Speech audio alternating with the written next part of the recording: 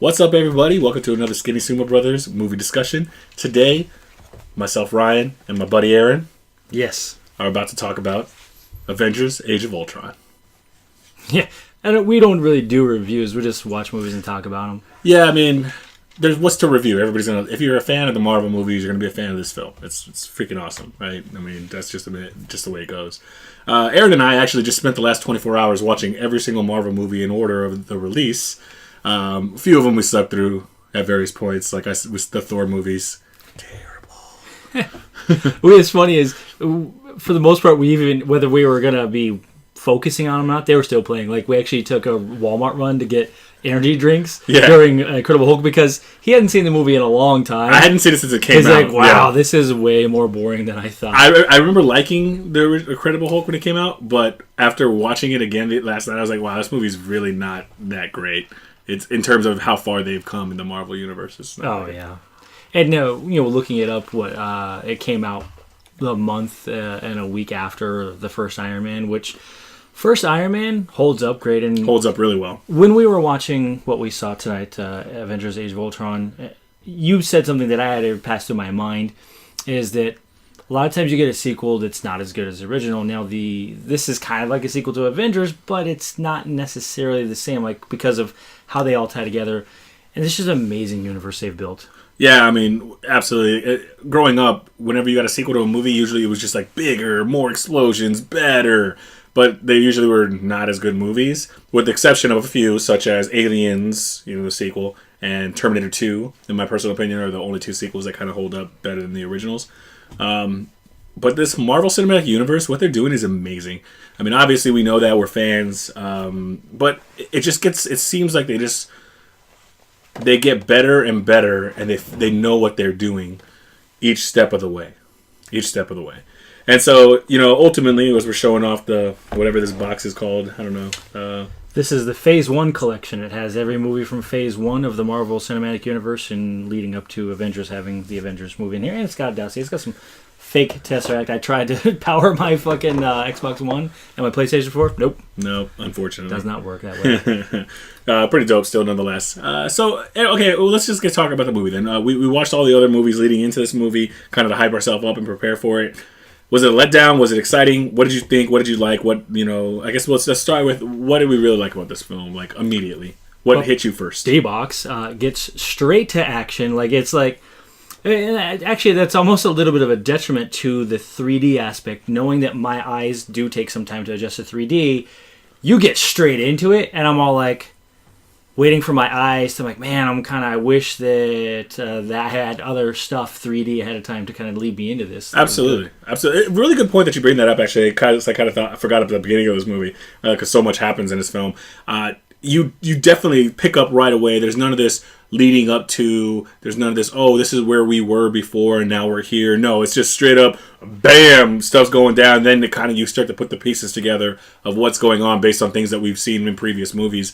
And it was awesome. I mean, it's pretty, I feel like a large part of the clips that they show in the trailers, like scenes when they first showed scenes from it, and people were like, that scene where they're all jumping together. Yeah. That happens in the first 5 minutes of this movie. Yeah, it's way early.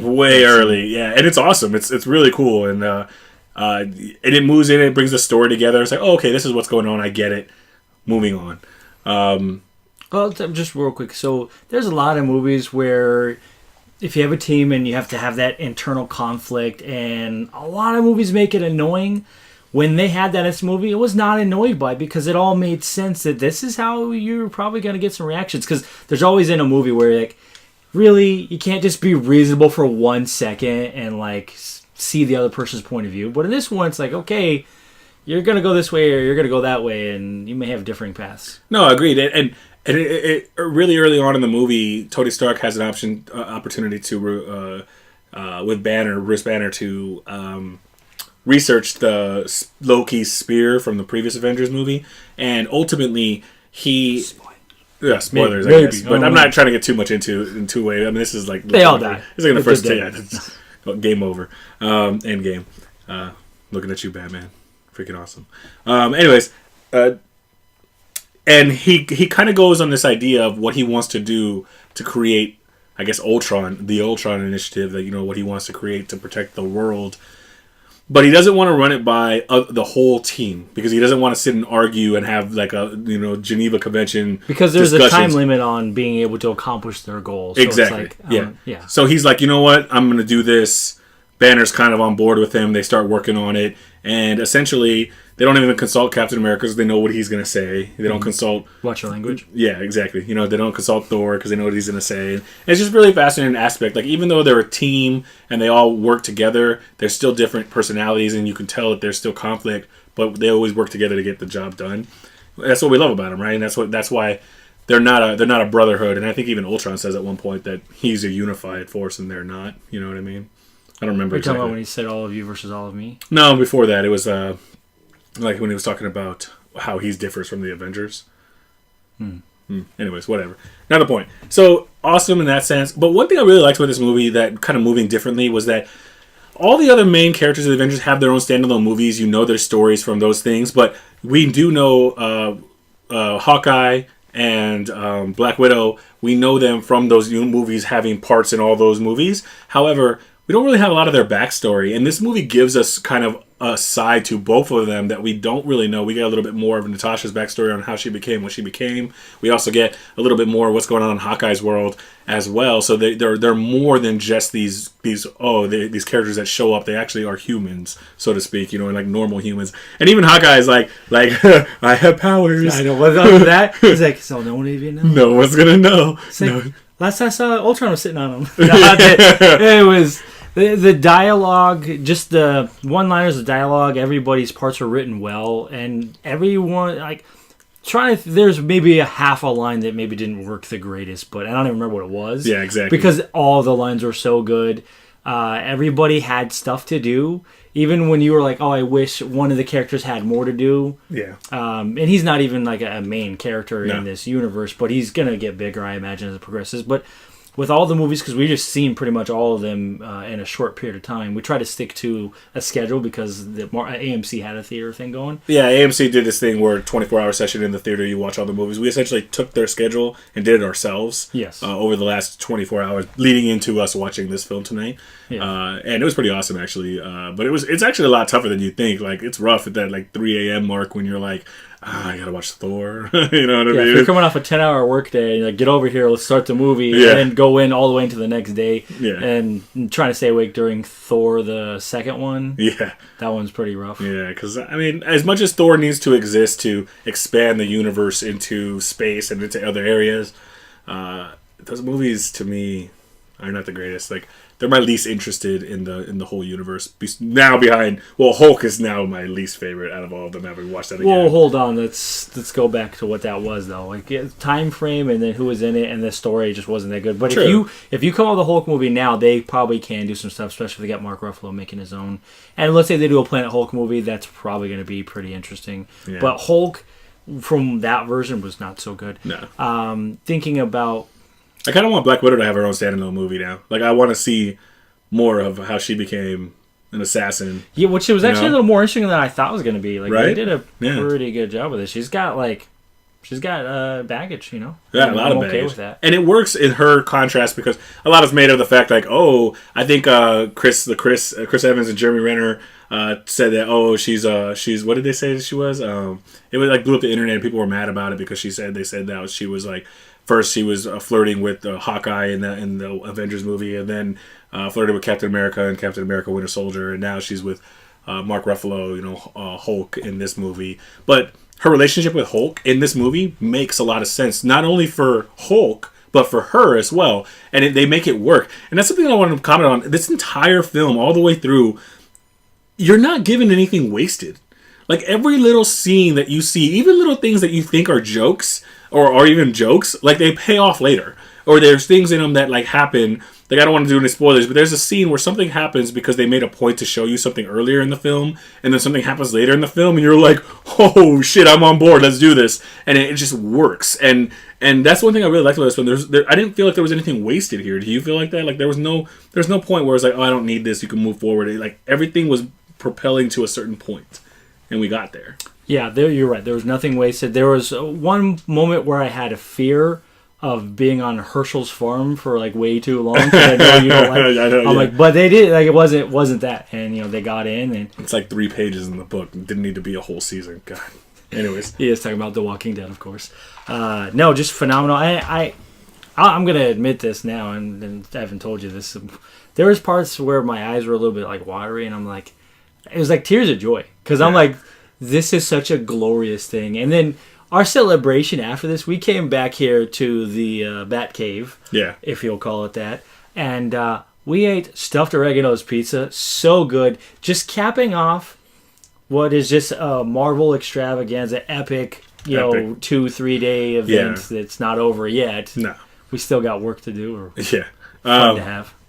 Yeah, I mean, all in all, just the whole experience, and even for those out there who didn't go watch all the movies, if you're a fan, you're gonna like this film. If you're it's got something for everybody. It's got comedy. It's got a little bit of a love story going on. It's got girlfriends aren't gonna be bored watching this movie. I don't think if you take them to it, you know what I mean. And of course, all the guys are gonna love it. And it just has a little bit of everything for everyone. And all in all, I still think Guardians of the Galaxy is my favorite Marvel movie that they've made. Yeah. But this movie is knocking up there, and I know that people are like a lot of the early reviews and things are it's not as good as the first Avengers, and I think it's because the first Avengers is the first time we saw them all come together, and it's fucking awesome, right? But this one is more refined in terms of, okay, now you know who all these people are, let's tell you an intricate story.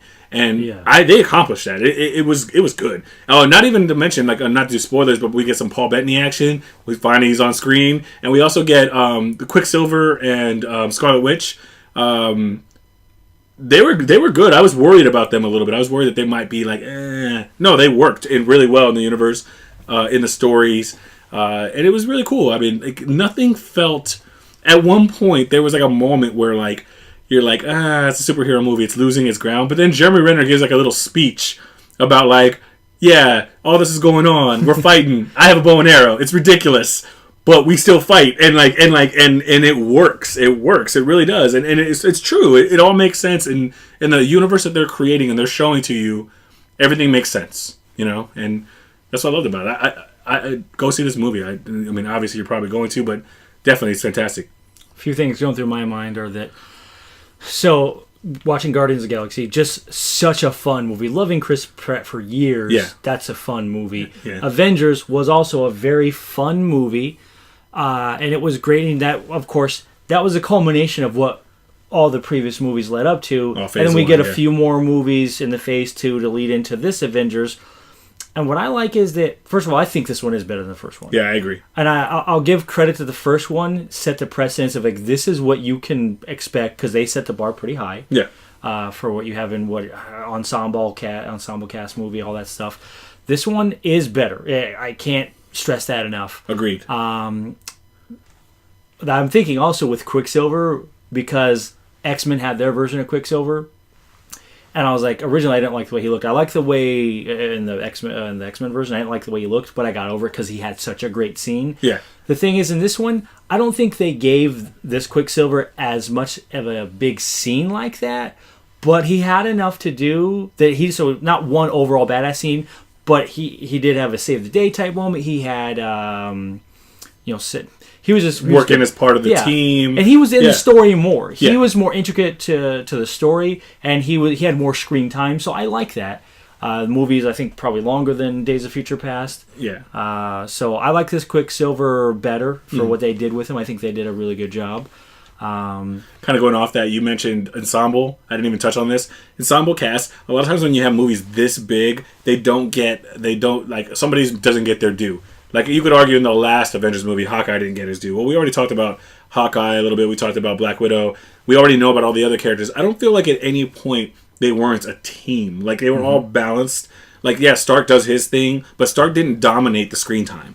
And Thor had his moments. He didn't dominate the screen time. Captain America doesn't dominate the screen time. Everybody gets their scenes, and it works. And I really enjoyed that about this film. So it's not it's the Avengers, but really it's all about Tony Stark. No, it's the Avengers, and it's about the team. And I thought that was done really well. Everybody stands on their own. Yeah, and I know that when a lot of movies come out as kind of like a tie-in, they still try to make it a good standalone movie. So they'll put elements in that I sometimes feel like they're trying to hold your hand to make this standalone. I'm going to tell you right now, if you haven't seen the other movies, too bad. Go see them. That's your problem, right? If Yeah, you're like, sounds oh, like I a don't you get why. problem. Yeah, if I don't know what's going on, why is this character acting this way? That's a personal thing. You need to fix that. This movie does. I'm trying to imagine, because we've seen it all so many times, all these movies. I'm trying to imagine how much would I have enjoyed this if I didn't see all that stuff. Yeah, I can't I even think it'd comprehend still that. be a great visual spectacle, but you wouldn't appreciate the story and all the stuff that's going on in the characters. And Yeah, a lot of the nuance you wouldn't appreciate because you don't have the foundation for it. Yeah. And so, again, just going back to the overall universe of Marvel, like that foundation was created. It's amazing what they're doing. I was telling you, they should just give them an Oscar for like lifetime achievement now and let them continue because they're on their way. Like what they've done in the cinematic universe is fantastic. And then, not to do any real spoilers, but I don't think this is really a spoiler, but, they bring in the Infinity Stones more kind of pushing you towards that direction where everything's going to eventually meet, Guardians of the Galaxy and the Avengers, they're all going to come together, and so forth, to fight Thanos, who we've already been introduced to. So I think it's pretty awesome. I think what Marvel has done is spectacular. I'm at a loss for words to explain how amazing it was. Like, my 13-year-old self would have laughed at you and never believed that this was possible because the way movies were made back then wasn't the same, The way movies were made, like, not too long ago. Yeah, good point. We're pushing the bar pretty fast. And let's talk about an Oscar real quick. How much is an Oscar worth at the box office? Because if you look at movies that win Oscars... Yeah, it doesn't really matter. This is an instant billion hit, right? There's no situation where this movie's not going to hit $1 billion. Seriously. Like, no, I mean, if the first Avengers already hit $1 billion... Well, you know what I mean? It's it's kind of how, like the Lord of the Rings trilogy, they gave Peter Jackson Best Picture for Return of the King, but I would argue they gave him that because of all three of those movies, as opposed to, because in my personal opinion, Two Towers is the best film of those three movies. Oh, okay. And so, but they gave it to Return of the King kind of as a culmination of, hey, what you've done over the last so many years to film all these movies at once, divide them all together and all that kind of stuff, and put them in at 3 different movies. We're gonna award that because it's amazing, spectacular. The same thing what Marvel's doing right now. They're creating a universe. They're essentially they're taking comics and they're intricate. Oh, buy this book, buy that book, buy this book, and they've just made it into movies, and it's worked. Yeah. Which is something that is never. I mean, it's if you think about it, it's ridiculously difficult to do. So many different directors, so many different writers, so many different actors. It's tough, and it's just fascinating to me. I originally had just a few concerns with how they deviate from Marvel's storyline stuff that's the source material. I don't. Now that I've seen it, I'm like, you know what? This is good. It makes sense for the universe that they're creating, so I have no problems with it at all. Yeah. I'm not packing up here. I'm just moving stuff out of the way. Perfect one. But no, phenomenal movie. Definitely enjoyed it. Yeah, go check it out. Yeah. Well, all right. I guess that's going to pretty much wrap it up. Next up, we got looking forward to for the Marvel universe, at least, is AntMan, I believe. Just to touch on that real quick, it's AntMan, I believe, right? That's what's AntMan. Oh, I thought you said AntMan. AntMan, sorry. Peter AntMan. Yes. I'll enunciate better. Real quick, what are your thoughts on that? Better than yours, apparently. Yeah, yeah, go ahead. Well, I thought it was weird when I'm like, Michael Douglas is going to be the original Ant-Man in this movie, and then they're going to have... I like Paul Rudd. So yeah, I like Paul Rudd. He looks funny. The lines... I think they're setting a decent tone with the trailer they're showing. They're setting a tone that's going to have a little bit of humor to it. Yeah. I know that Edgar Wright, the name came to me. He's the person who did the original treatment to get this a movie that's going to be made. Mm. And then as the Marvel Cinematic Universe started growing, it's like, well, we loved it, but it doesn't fit our vision anymore. And change it. I don't know, obviously, all the stories, but so he's out. Somebody else is in. This new Ant-Man's coming out July 17th, day before my birthday. So I'm going to see that for sure. Wish him happy birthday on the SoundCloud page. Yeah, anyway. So I in the trailer, I don't see how it ties to the universe. Yeah, it's hard to see it. It's hard to see anything tied because you got this, the bad guy's played by Corey Stoll. Yeah. And I'm like, okay, he looks like he's going to be a decent villain, I guess. But other than that, I don't see any tie-in. Yeah. So. I don't know. To me, it looks like it should be more of a series on Netflix. It doesn't seem to be as big or big enough for a theater. However, Kevin Feige, I have faith in the fact that he's keeping the universe together, and I'm all in. They're going to have my money. I'm going to go check it out, and we'll see what happens, and I'll give it the benefit of the doubt. It can't be worse than the first Hulk movie. And their record with Guardians of the Galaxy, something that a lot of people didn't know that property. I didn't really know that property and how amazing that film was. I'm going to give them the benefit of the doubt. So what I've seen so far doesn't impress me very much, but again, I'm still not. I'm not down on that movie. I'm not super excited for it yet. But that might change after we actually watch it. I definitely don't think it's going to be the worst movie in the cinematic universe. I know this it's probably not going to be the best either, so I think it's going to be middle of the somewhere road. in the middle. That's fine. If it's better than either of the Thors, and I'll tell you one thing. D-Box couldn't have saved the first Incredible Hulk movie that was in this. Watched, yeah, the one that we watched the other night. D-Box couldn't save that, but D-Box Avengers Age of Ultron, if you have D-Box, we've said it before. Yeah, if you have D-Box seating, go check it out. Go check it out. We'll probably see this movie at least one more time in theaters. Like, for sure. That's probably at least happen. once, yeah. So we might come back with like a retrospect later. Probably not. Yeah. But if you have any questions or comments, leave a comment on the YouTube channel and or the SoundCloud page if you're listening to the podcast. Or you can hit me up on Twitter, the BusDriver05. Be happy to hear from you. Anything else to say? Are we the regular Sumo Brothers? We are the SkinnySumoBros. Although I'm getting a little bit up that there. pizza, it's this thick. It's like this so thick. Two slices. For the record, though, we're still skinnier than Sumo Brothers, right? Yeah. Yes, we're Skinny Sumo Brothers. Anyways, thanks for watching. Thanks for listening. Take care, guys. Bye, everybody. Hey, what do you think of the Spider-Man at the end of how they added him?